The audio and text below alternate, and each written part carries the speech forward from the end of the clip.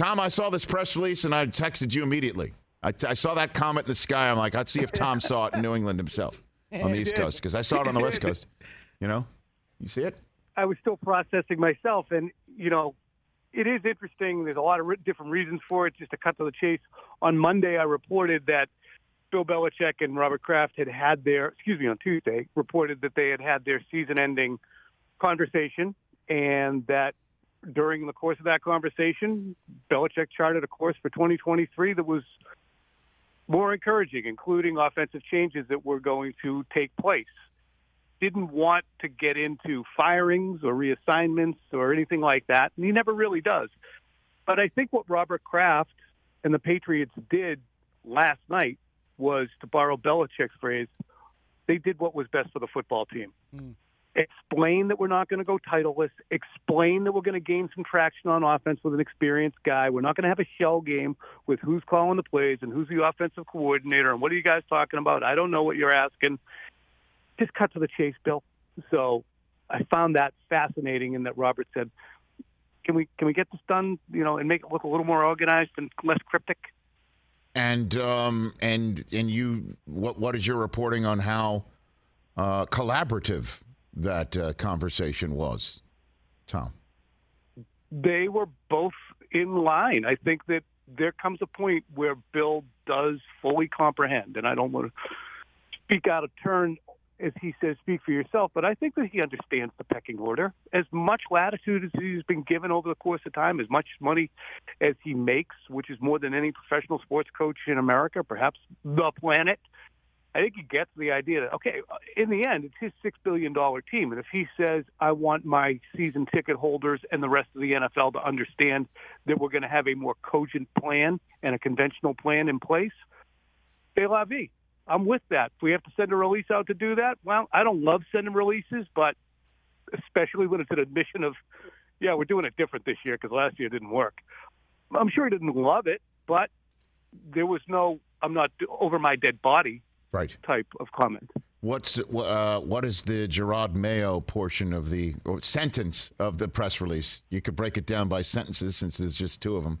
So, what do you think? Do you think the draft was more than two sentences, Tom? Do you think the draft was a little bit more verbose? What do you think? They just don't want to. The draft was more verbose. It was. I do have that on high authority. Okay. The draft was far more verbose, and it lost a little weight on the way to the final copy. So what does the Mayo portion mean?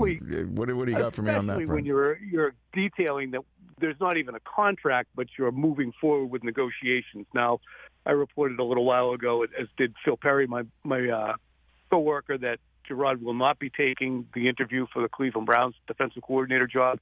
He still is in line to perhaps take a visit with the Carolina Panthers to discuss either their head coach or defensive coordinator job. I don't know if that's going to happen, but really, in 2017 into 2018, when Josh McDaniels was interviewed by the Indianapolis Colts, he had never heard word one from Bill Belichick about what he wanted Josh to do in the organization going forward. And so when he went and took his interview, and the Patriots hadn't lifted a finger to make him feel as if they wanted him still around, he took the job. And then they said, well, we actually would like you to stick around. And he's like, well, why didn't you tell me that 2 months ago? Say something to make me feel as if you want me to stick around. So they don't want to make that mistake again, especially with a guy like Mayo, who is as charismatic, persuasive, intelligent, and all the things you really want, I think, in a head coach. So is that what they're also envisioning for him in his future?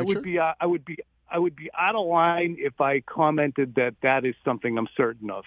Mm-hmm. I think that they'd love to maintain right of first refusal on him. You know what I mean? So that if in 2026 Bill Belichick has broken Shula's record and he's stepping aside, the Patriots still have him under their auspices. And he's not got a wandering eye to going someplace else. With Josh, it was different because it was 2017 going into 18, and Bill was 66. Now Bill's 71. The team's in a reboot. Tom Brady's gone. You can certainly see the end of the road a lot more clearly than you could have in 2017, 18.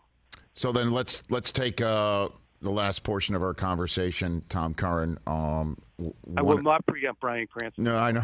A couple at a time here. So who's the offensive coordinator? What do you got for me? You know, there's I'm going to go. There's a bunch of names we've heard. What do you got? Put your chips on Bill O'Brien. Okay. He wants to come back to the NFL.